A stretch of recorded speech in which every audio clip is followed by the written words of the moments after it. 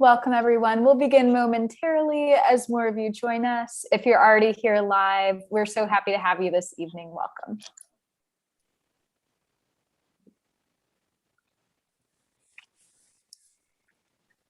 All right, we'll go ahead and dive in as more folks join us. Hi, everyone. I'm Julia with Politics and Prose.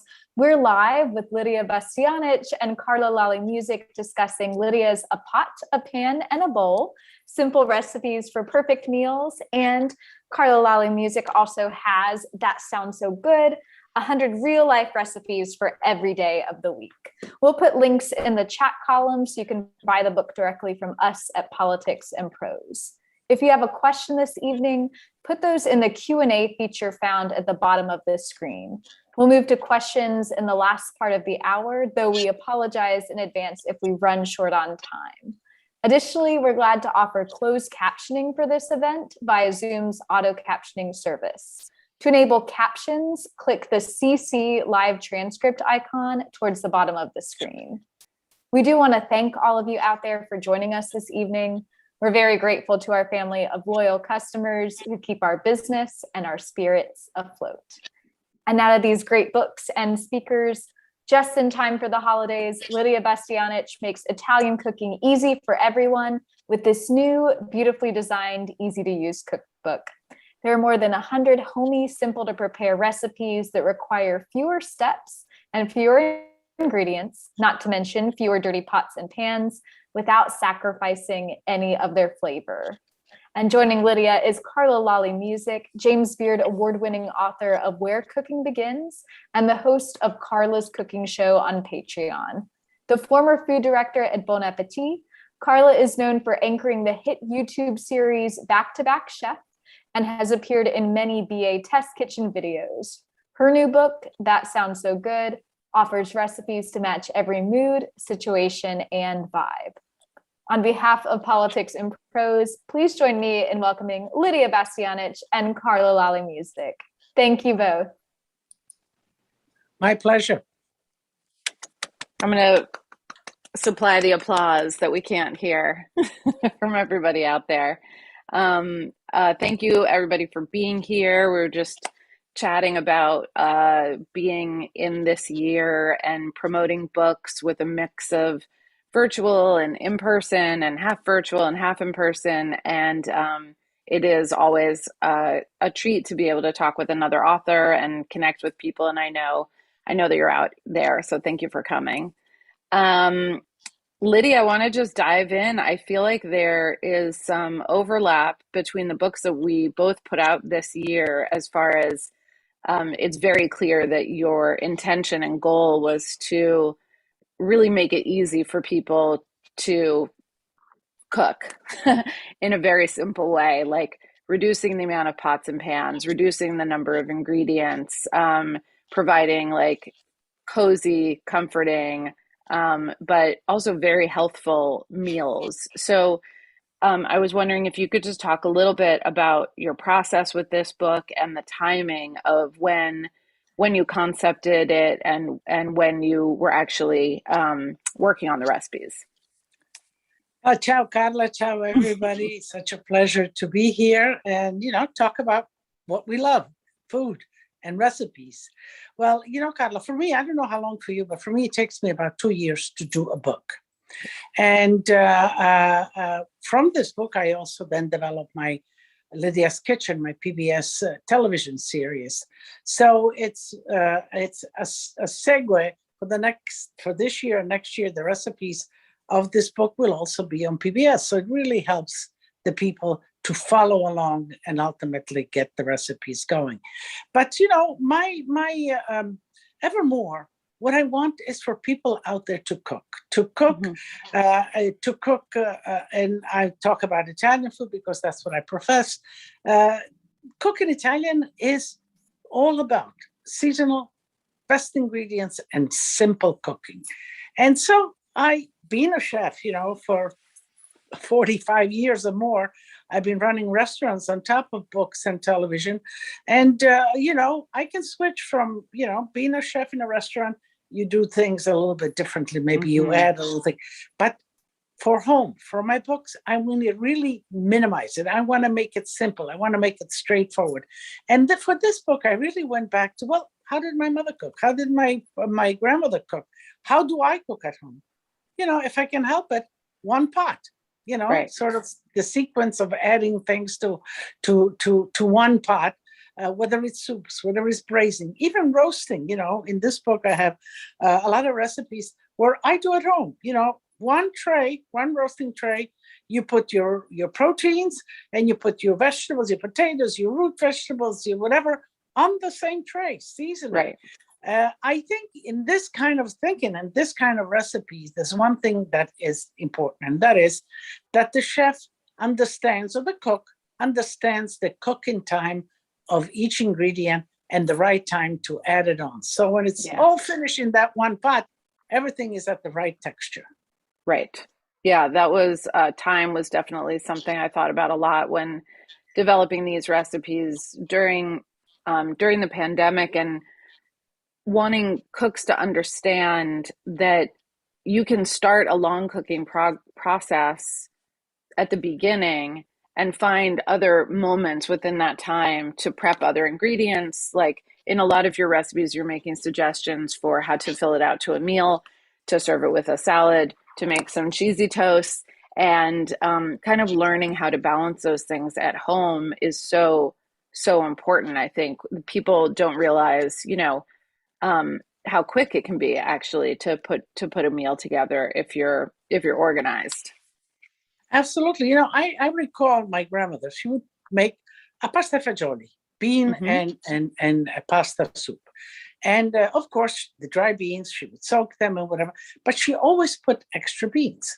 And before adding the pasta, when the beans were cooked, she would fish out some of those cooked beans and put them on the side. And then we had, and in pasta fagioli, she would put a sausage or something. So we had a full 2-course meal. We had the pasta fagioli first, then the beans and a escarole salad, and the sausage, whatever is in there. So one pot, you had this wonderful, 2-course meal, which was, and so on down the line. Even potatoes, whole boiled potatoes. Then you pull them out. You can make a little mashed potatoes. You can have your soup. So surely we give them recipes, but what I encourage the cooks out there to look at my recipes and to also improvise on their own, just to get the feeling of what goes next, or what can they put in that soup, or in that braising, and so on. I get this question a lot. People who do, cook a recipe a few times the way it's written, and then want to improvise, exactly as you're saying. Can I make this can I substitute this for this? And if you're speaking to, a cook who is maybe hasn't been doing it that long, but they're ambitious and they feel comfortable, how do you know what you can substitute for what? Well, I think that, you stay, as you say, try the recipe once or twice, and, understand the recipe, and, what takes longer, the proteins usually take longer. They go in first, whether it's in the soup, whether it's in braising, and then adding to that, because it's very much the Italian way of cooking, lots of vegetables with not too much proteins. And, everybody seems to be going in that direction. I think is the right way to eat. And so you pay attention, you get your proteins in there. And then what comes next?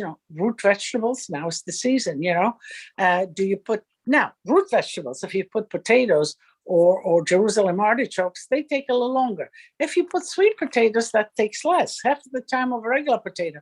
So you have to sort of be able to figure it out. Okay, the recipe says the meat will take ultimately 45 minutes. I will add the sweet potatoes in the last 30 minutes or something like that. So that kind of sensibility. Also legumes. Legumes, I love legumes, and they're so great in one pot cooking. Do you soak them before? Do you cook them a little before? Even I recommend using canned beans are wonderful. Yeah, there's nothing wrong with canned beans.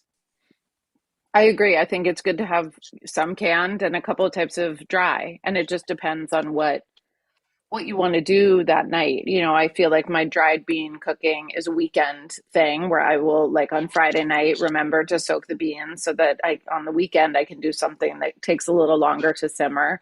But on a weeknight, if I'm going to make a salad or do like tuna, chickpea, celery, then a canned bean is like great for that. And they're always there. One thing you do talk about a lot of memories from growing up and your grandmother and the garden and some really lovely stories in there. But I was interested to see the Instant Pot getting a lot of a specific love from you. And that's maybe actually pressure cookers were something I think my grandmother had, but when did you start cooking in the Instant Pot and why? How have you You, folded this into your cooking life? I didn't make it an essential part of my cooking, but I wanted to understand and know it because that's what's happening out there. Yeah. So, since it came out, I think it came out about 5 years ago, Yeah. I began testing it and cooking with it. And, there's certainly a convenience, especially if you have these long braising cooking Yeah. techniques or the secondary cuts of meat that need all of that. But again, you have to pay attention what you put in at what time so it doesn't overcook and becomes a mush. Right. So it's the pressure cooker, the same thing. I remember that, and for beans, for legumes, and for So great. cuts of the secondary muscle kind of cuts of meat, even the short ribs, even the oxtails, all of that. These are great venues to cook in. Yeah. So use it absolutely, Yeah. especially working moms here and there. These things are very convenient. Yeah. Have you tried an air fryer? No, Me I neither. I'm confused and afraid. I don't know. I get my crispiness, not frying crispiness with the oven. Right. I play around with the oven, but I wanna try it. Yeah. I did not. I have a lot of friends who really swear by it, but I think it's basically a little convection oven. So Yeah, it dehydrates and it cooks. I guess. Yeah, I mean I don't need any more inventions, really. Okay, I have a I want to talk about soup very much. We were kind of on the soup thing, but I also wanted to this is more of a specific question about eggplant, because this is another question I think a lot of cooks ask all the time. The salting, the pressing, the thing, is it bitter? I don't like it. In your book, you cube the eggplant and then you put it in the frying pan. And so can you kind of talk to us a little bit about why people have such a thing about eggplant and what do you really need to do to make it delicious? Well, the question is in buying Mm-hmm. the eggplant. So that's half of the battle. If you buy wilted, big bellied eggplant, you're bound to get that bitterness. You're bound to get a lot of seed. So Yep. I like elongated small eggplants because if they're small, they have less of the interior seeds. And the Yes. seeds are the piquant, the sort of peppery feeling that we get. I look at the stem, make sure that it's nice and green, that it's not wilted. I touch it, make sure that it's firm. Yeah. And from then on, I think half of the battle is one, and you can go. I usually sometimes go if I get my eggplants just right and I buy them and I find them, I go right in and cooking. Yes, I salt them a little bit, and no long procedure. While I do Right. everything else, I salt them, then I rinse them, and then I pat dry them, and then I go on and do my thing with eggplant. But choosing the eggplant is the most essential element in not having the eggplant that kind of peppery and bitter. That happens when it has a lot of seeds, when the seeds, when the eggplant gets dehydrated, it gets old, it gets all of that. Okay, people, you heard it here first. This is how we love an eggplant. I love eggplant, but people are very afraid of them. Um, I love that you had this whole chapter on soups, a really big section with a lot of different soups and very straightforward. But if you're reading the recipe, you can see there are all these moments for building flavor, right?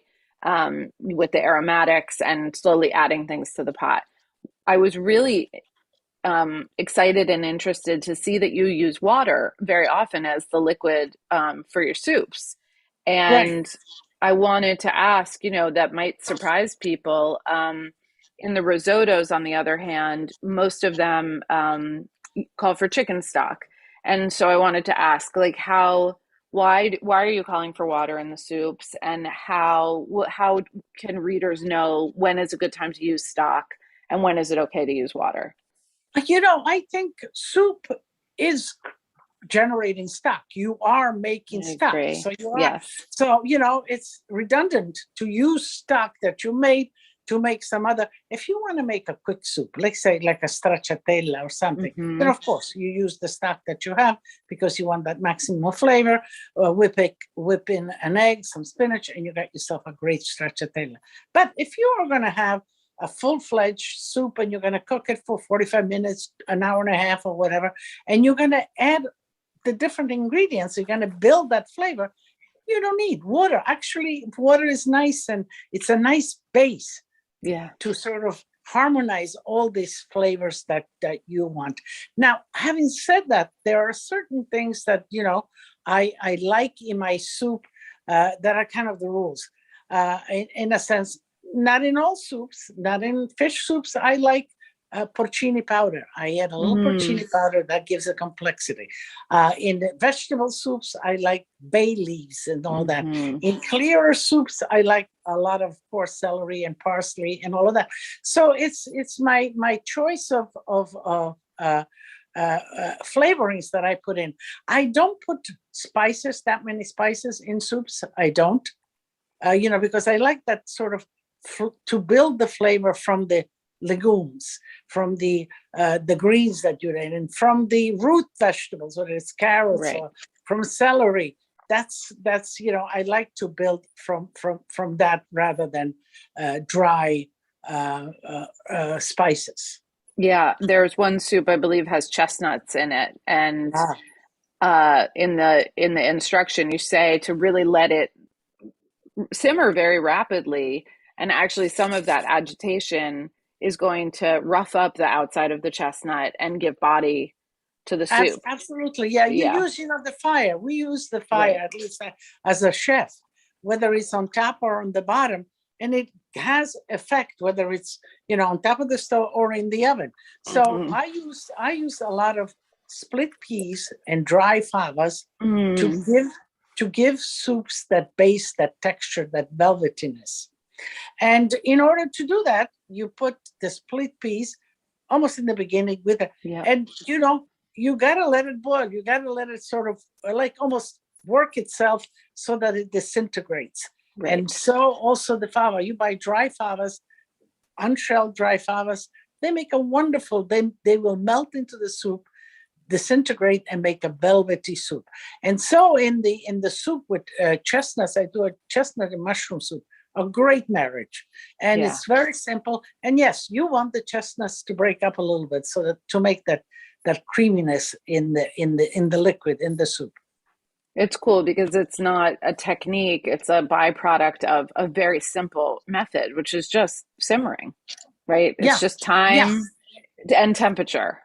right. And that's it. On the other hand, if you want a clear soup, like a clear chicken or something, you Right. want low simmer. You don't want this bubbling and all of that, so that all the elements in there don't get disintegrated. The soup remains quite clear. But you talk about the same about the oven. The oven in the middle, you put a roast, you get heat all over, so it roasts. But if you want a nice crust on whatever you're doing, you pick it up on the top shelf. On the other hand, if you're roasting something and you need to reduce your gravy, you take the whole thing and you put it right on the bottom of the oven. So you use the different heats of the oven to your advantage. Interesting. Yeah, everyone should do. This is a really interesting to get to know your oven. I learned this from a friend of mine who I used to work with. If you to test your oven, buy an inexpensive loaf of white bread and fill a rimmed baking sheet with the bread. Just lay them out, front to back like a puzzle. Set your oven to 350, 375, and put that tray in there for 20 minutes. And when you take it out, you will see where your hot spots of your oven are, by the color of the bread that comes out of that tray. And you'll learn a lot about, like, from the back to the front and top to bottom, how your oven behaves. Having an oven thermometer too. I think a lot of people don't think they need it because the temperature is whatever it says on the dial. The temperature is not what it says on the dial. almost guaranteed. I want to show this soup. We were talking about it right before we started. This is one of the pages that I flagged in the book, and it's a Yes. beautiful The onion soup. And the story that you tell, and this I think is also very typical of a resourceful cook. You tell the story of sort of starting with this, setting out to develop an onion soup and realizing you had a container of mushrooms in the refrigerator that you wanted to use. And so, it's one of those decisions like, sure, onion, mushroom, yeah, those go together. And like, then we're going to use this. And it turned out to be a really delicious combination. It has, yeah. And some day-old bread on top with some taleggio, some grana cheese. And, who doesn't love something like that? Toasted bread Everybody. with cheese, lots of onions and mushrooms. I'm glad you mentioned the day-old bread. There's a couple of other recipes where you talk about saving the stalk from the broccoli. So to not only use the floret, but really use that edible part of the stalk. And it made me, pause. I've been saying this for a long time. There's so much more to the vegetable that we waste, really. So you mentioned day-old bread. Are there other ingredients that you feel like a lot of times cooks may overlook that you want to encourage people to save and to use? Well, certainly, the bread, the vegetables are also a big, the stem from the broccoli, the outer leaves of, let's say, lettuces like escarole and romaine. And these outer leaves sometimes, you don't want to make a salad with that, but you can make a great soup with that. Mm-hmm. Just a lettuce soup, really very simple, quick, because it doesn't require that. Or an escarole and bean with the outer leaves of the escarole. When you cook your cauliflower, cook the green little leaves that are there also within that. So, there's so much. As Americans, we waste 40% of what we buy. Yeah. And that's, that's coming from a culture, I was right after the war. So food was scarce. And with my grandmother, she just saved everything. Of course, we had the courtyard animals. We called it the chicken, the pigs, the goat. So, like, let's say the squash peeling or even the watermelon, that went all to the animals. So it kind of had a good circle. But, we here you can do compost your leftover.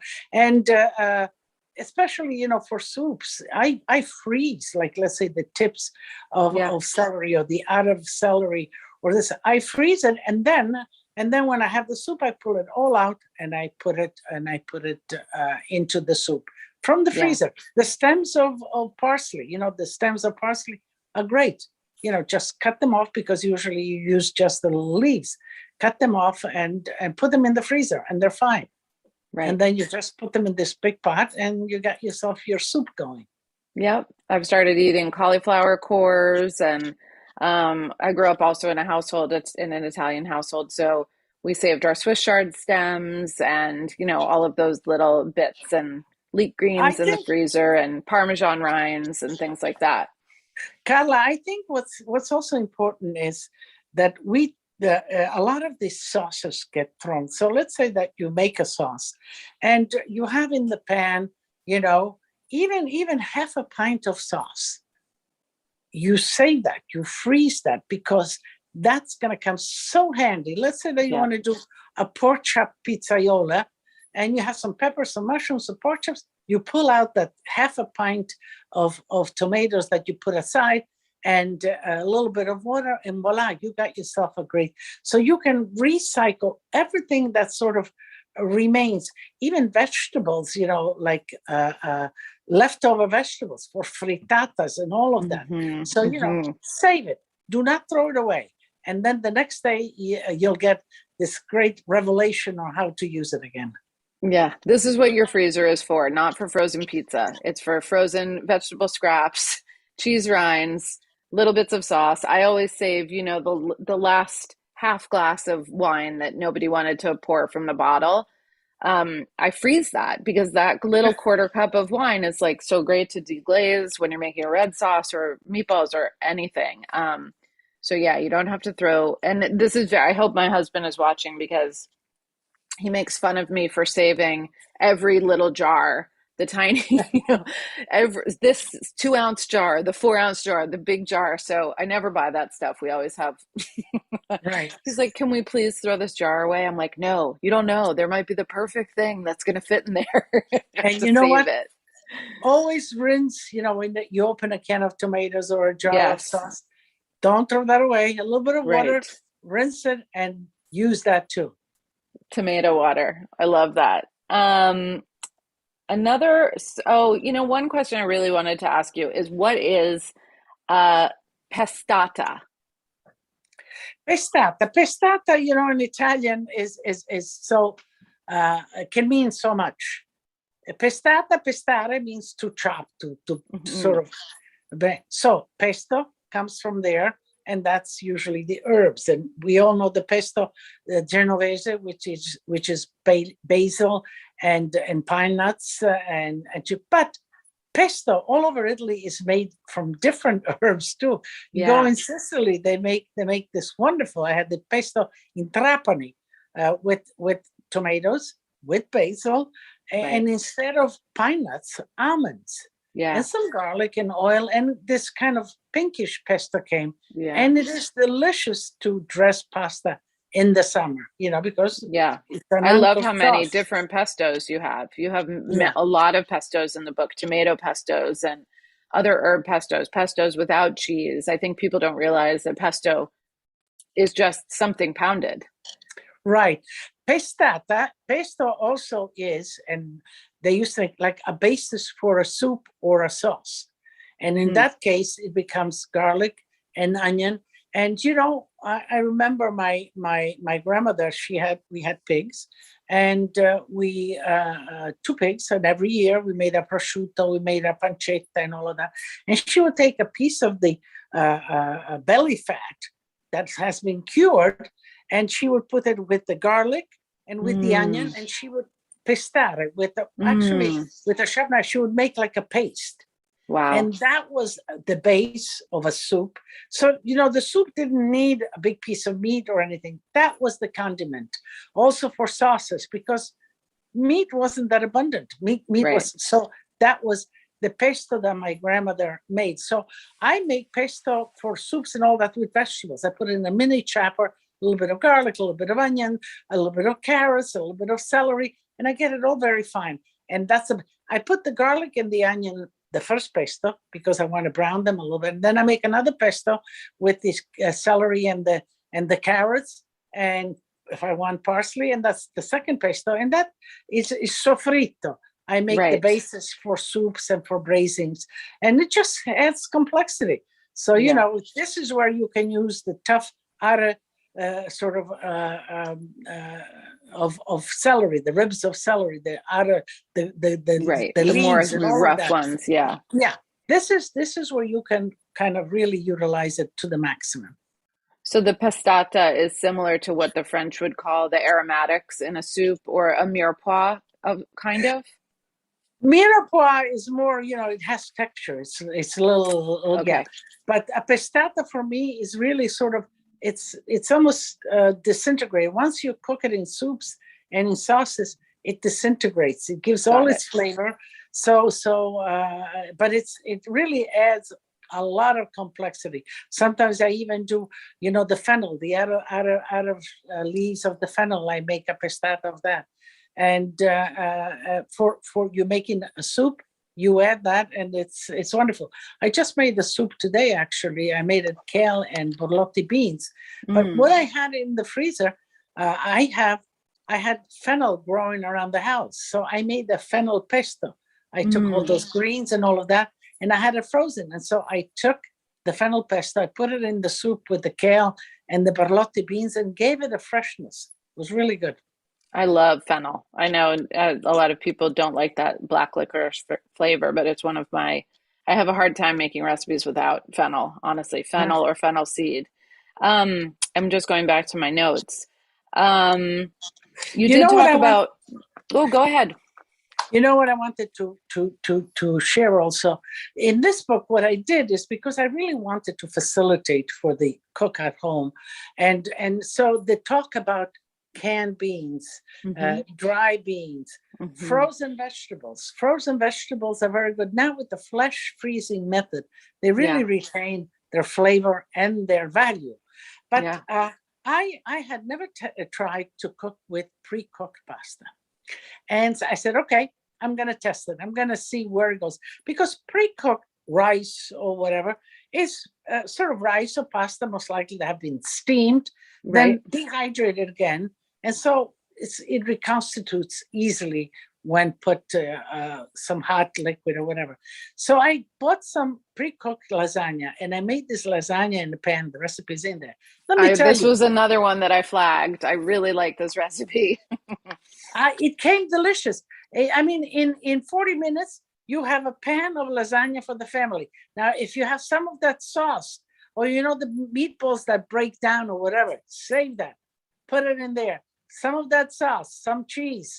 You can put ricotta. You cannot put ricotta. You can put grana. You can put mozzarella. You can put whatever. And you make these layers. The one thing is that you need enough liquid so that the pasta can reconstitute. Right. But it came out delicious.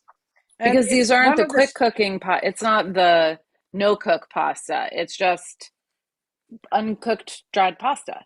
Yeah. That's going to absorb all of that sauce while it's cooking. Right. I'm trying to find the picture.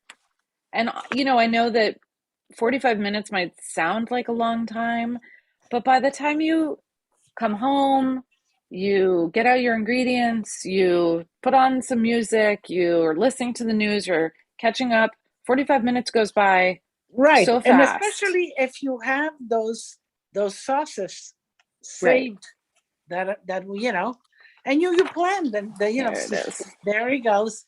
Okay, you got it before I did. Yeah. And that's dinner for 4, and everybody loves it. And it's just in a regular skillet. Regular skillet. No lasagna pan, no beginning to end, because these sheets are kind of rectangular, so they fit nicely. Yeah. My children would be really excited if I made this on a weeknight. I'm glad you also mentioned pasta. I thought you had really great advice, and a great way of describing a quality pasta. Should be rough. It should be rough to the touch, and I thought that was such a great way to explain the quality of pasta that's been pushed through a bronze die or whatever has a texture to it, and that texture absorbs sauce, and it is the opposite of shiny, that it has this rough. I know people are always asking for specific things, so I just want to ask it for everybody in the audience. Is there a specific brand of pasta that's available, in the US that you really like, that comes close to that quality? Well, I think there's a lot of good pastas out there. Yeah. And you're right, because originally, dry pasta, the shapes are pushed through a die, and they form the shape, and then they're cut. So traditionally, the die was wooden, and it would really leave a rough surface. Then we went to stainless steel, of course, more quicker and that's when the pasta lost it, in a sense. It became shiny. It became the sauce would sort of slide off. Yeah. And then they went back, and now I think it's the brass dies, and so I think looking at the pasta, that it's rough, that it's Yep. not shiny, that it's not Yep. broken, that is, and I would say, the Italian pasta around Naples and all of that is really known for some of the best pasta, but all over Italy now, I think, because they have the technology and the drying method, which pasta needs to dry slowly from inside out at a certain temperature and ventilation. I think that a lot of good producers of pasta, I think what's important is that the wheat is good. Yeah. And what, because wheat with a certain amount of glutens are proteins, and they give that pasta that bite and also that flavor. So I think that the semolina, which is a wheat, but the semolina is a high gluten wheat. It's basically in South Italy, whereas regular wheat is starchy and white and has less gluten. So a good pasta is 100% semolina. Yeah. And Puglia, Molise, Campania, all of these pastas from these regions are all really good. I think that's really great advice, and I'm glad you didn't fall for my trick, which was to ask for a specific brand. But when you're shopping, to really look through that clear cellophane window on the box of pasta, push the noodles around, and look for something that is opaque, that feels rough, and that's going to give you this like luscious sauce and a lot of good bite. We're kind of close to when I think we'll go to the Q&A from the audience, but I'm going to ask you again another question that people always ask me about my books, which is, do you have a favorite recipe in the book? No, I don't. Just like asking me, do I have hello? Do I have let's see. I'm trying to. I got a low battery signal, and that's no good. Okay, we will figure that out.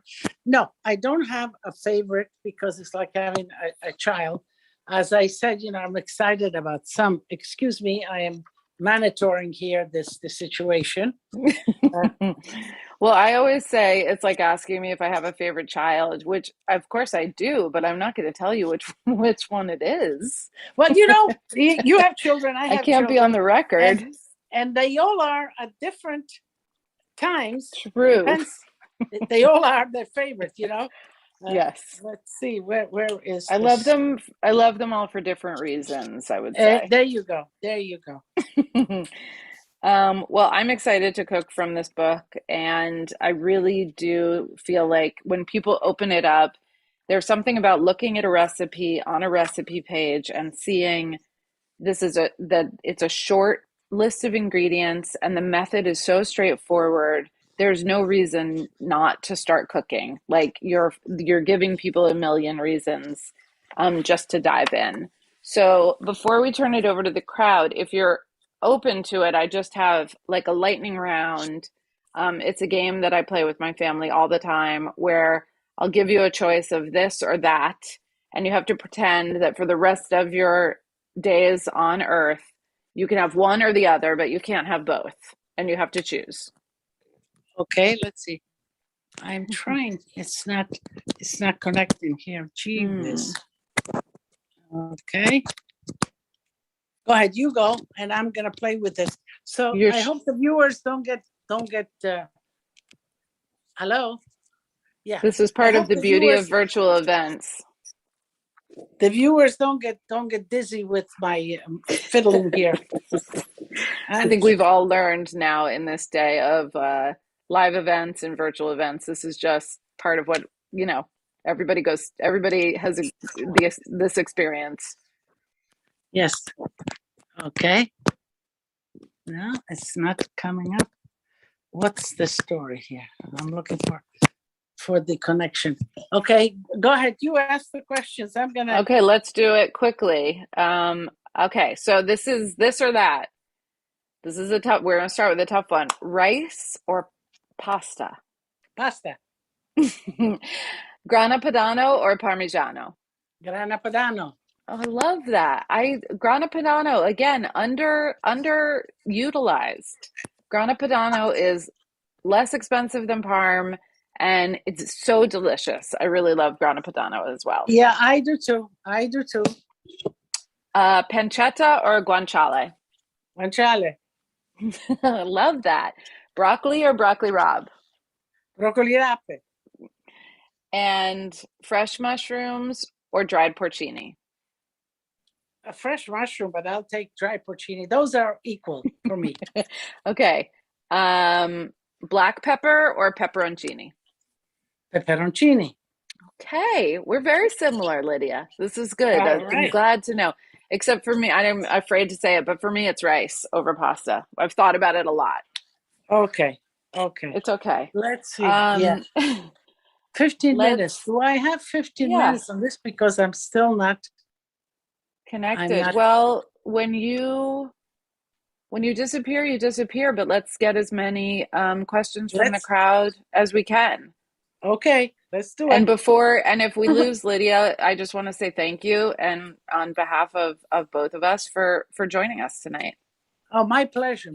So sorry about this. And don't worry about it.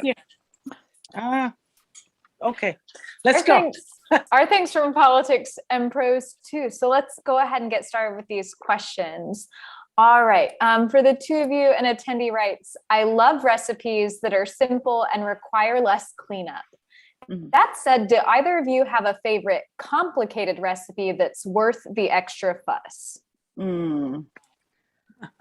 For me, that's eggplant parmigiana, which is many steps, kind of fussy, a lot of prep work, but if you do it right, the result, and you get a good result, is one of my favorite dishes.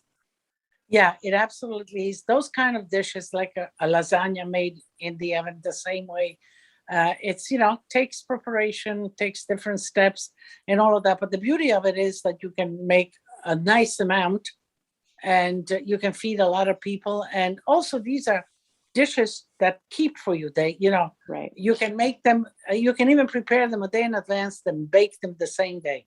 Yep. Yeah, I think everyone's been standing in front of their fridge with leftover lasagna, just eating it. Another attendee asked, what seasonal ingredients are you loving right now? So any winter ingredients that you like? Oh yeah. I love the truffles. I love the mushrooms are great, still running pretty good. Jerusalem artichokes, all the squash family. Oh, it's endless. Turnips, all of these, kale, the real deep green. Go ahead. I'll leave some for you, Carol. I agree. All of those are the same. I had a very delicious apple today. I haven't had Concord grapes yet, but I'm keep my eye out for them.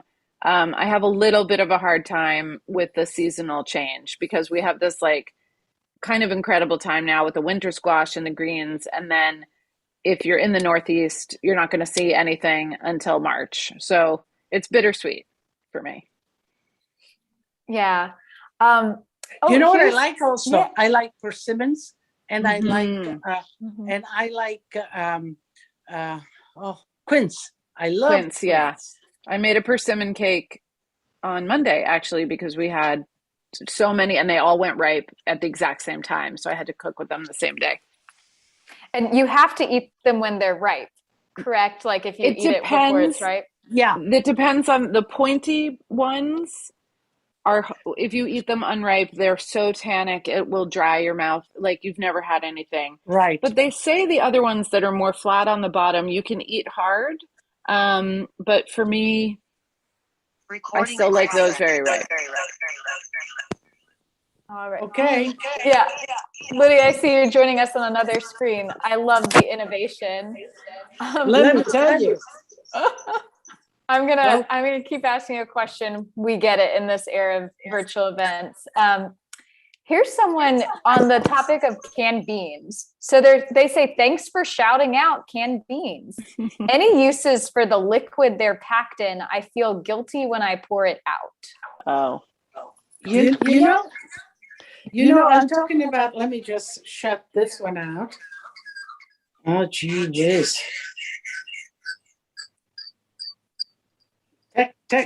Technically, but it's okay. For the hello, do you see You're me? there. Yep. Mm-hmm. Okay, good. If you take, especially the chechi beans, but also the thing is, you take the water and you whisk it, and you will come like a meringue. Yep. And it's and that's delicious to be used on top of vegetables or whatever you'd like. So yes, and you can use it in soups by all means. You do your soup. You can use it if, let's say, I have a recipe in this book where I do monkfish in brodetto with cannellini beans. So I do the monkfish, which takes longer because I use the cannellini in canned cannellini. So I do the monkfish, I do the brodetto, the tomatoes, the little bit of vinegar or whatever, and then I put in the beans in the last minute because they're cooked. At that point, you could put the liquid as well. Yeah.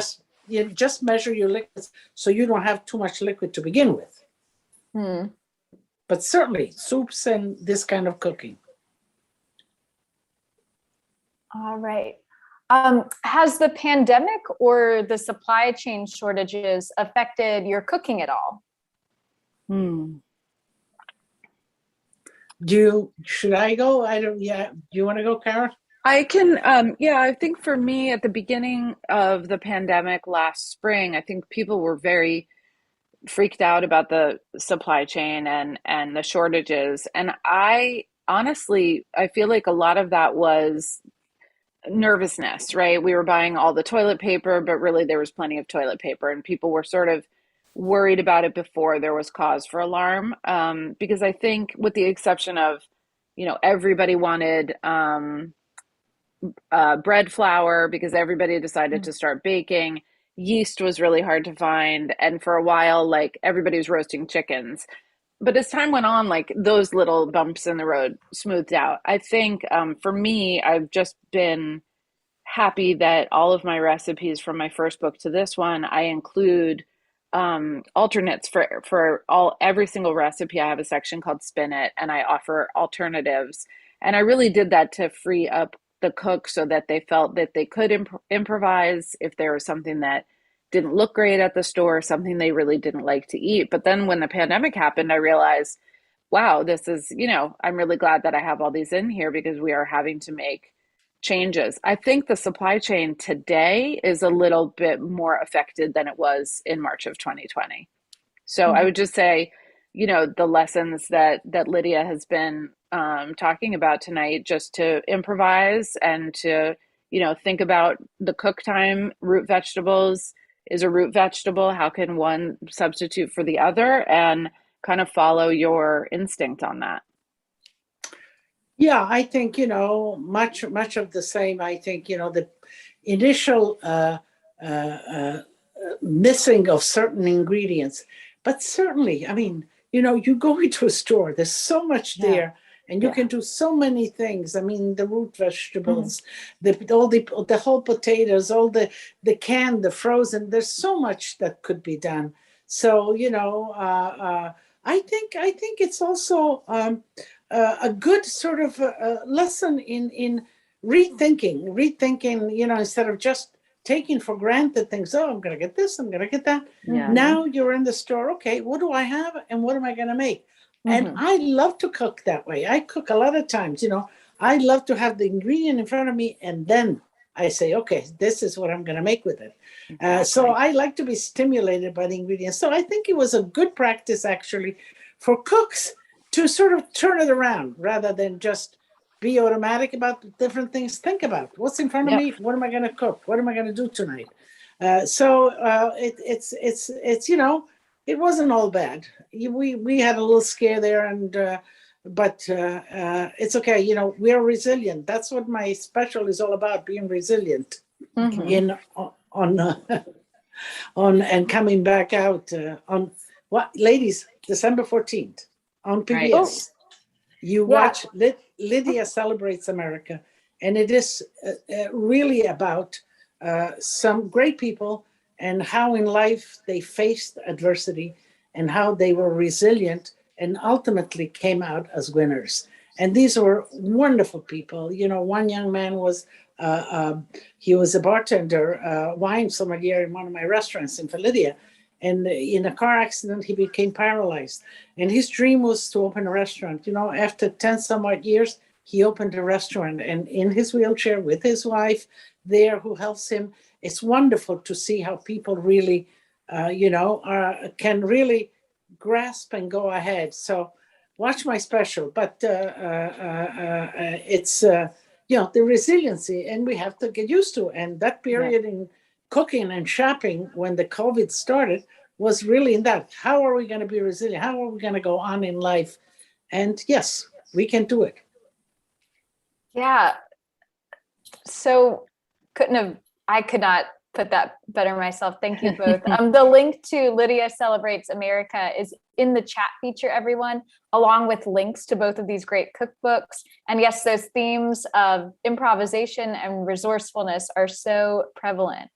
Sort of on that note of celebrating America, an attendee asked, what are the best locales to eat that you've discovered while traveling? So that could be America or beyond. Any of your favorite places to eat traveling? So what I is that slow calories or what was that word? Oh, locale, like places, favorite places. Oh, locales. Oh, locales. You know what I love beyond? Of course I love Italy, and Italy has 20 regions. And if I were to eat in the regions, I would go seasonally because different season. Now I would go in Piedmont. The truffles are out and all of that. So, I would do that. But other ethnic cuisine, I love Thai cuisine. I love Thailand. I love the diversity of food, their color there, the taste, the respect for food. Everything is used, So mine is Thai food. I for this answer, I just have to say I have not traveled enough, and I have not been to Thailand, to Vietnam, to Korea. I love Korean food so much. I've never been to Japan. I've never been to Turkey or Croatia. I've never, there's so many places I haven't been. I will say that I had a taco in Mexico City about 18 years ago we were in a food market. I was with my husband. We were wandered into one of those huge food markets and ended up getting at a stand that specialized in carnitas. And I got a carnitas taco and I took a bite of it and I started crying. And he was like, "Are you crying? What's going on? What's the matter?" I was like, "It was the most delicious thing I've ever had."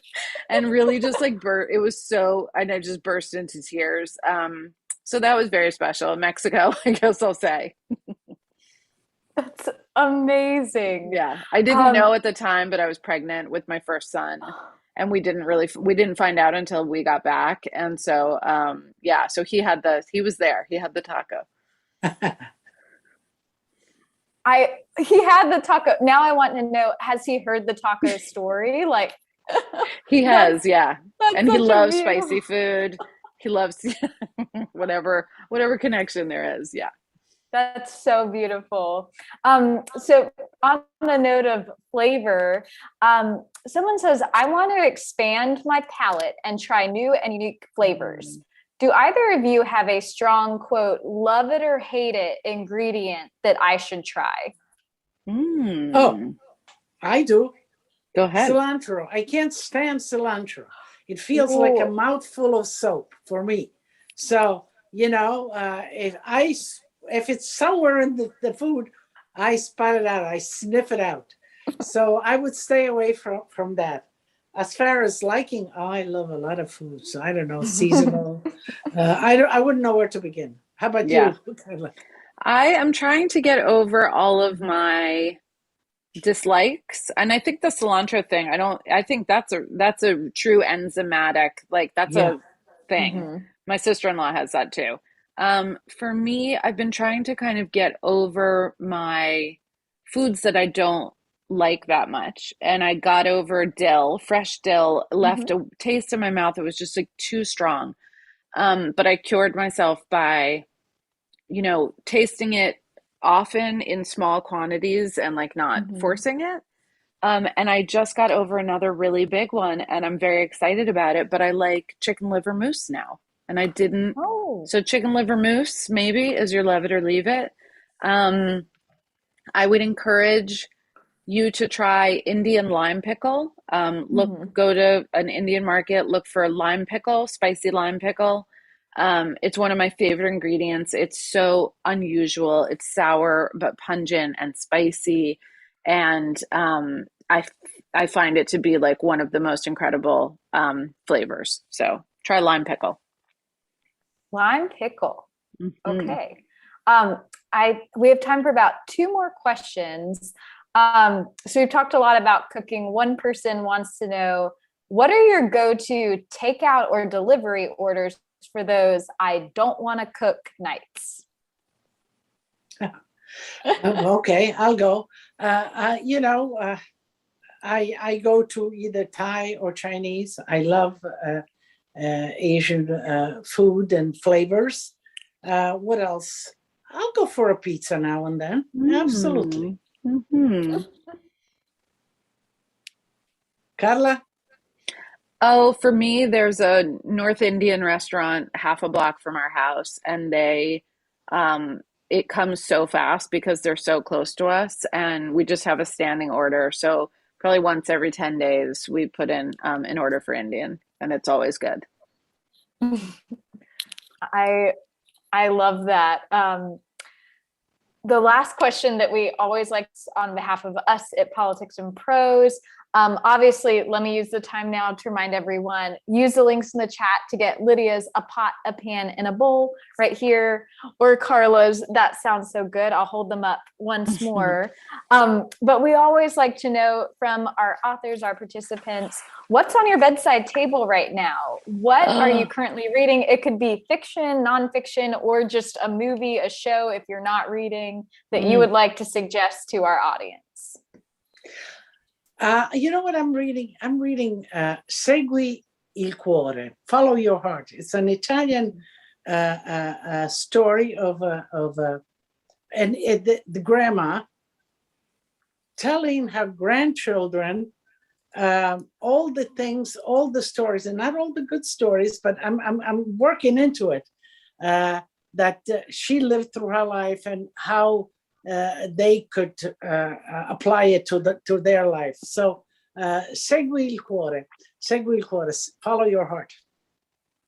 I'm reading a nonfiction book called Say Nothing, I believe it's called, and it's about the IRA, and told through the story of like one family, and it reads like a suspense novel, like a thriller, but it's like a incredibly researched nonfiction book by the same guy he has a new book out right now about the Sackler family. It's the same author, I think. Yeah, it's called Say Nothing. So and I'm learning a lot, and it's also like entertaining the way a novel would be. Patrick, I also while we're on books, I have right here, and it is Emily Fisher, A Life in Letters. Beautiful book. All different. I read it, and I have it out because I want to go through it again. That's so nice. She's such an amazing writer. Thank you both so much for those suggestions. I hope our audience out there is taking notes. And I hope too that soon every one of our attendees out there will be reading shortly Lydia's A Pot, a Pan, and a Bowl, and Carla Lalli Music's That Sounds So Good. You can follow the links in the chat to grab those from us at Politics and Prose. We hope you will.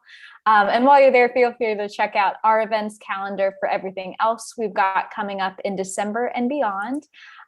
We want to thank again Lydia Bastianich, Carla Lalli Music. Make sure you check out Lydia's special. We've linked to that in the chat as well. And to everyone watching out there, from our shelves to yours, we hope that you are out there staying strong, staying safe, staying well-read and well-fed. And we will see you next time. Thank you both so much. Bye, Julie. Bye, Thank Carla.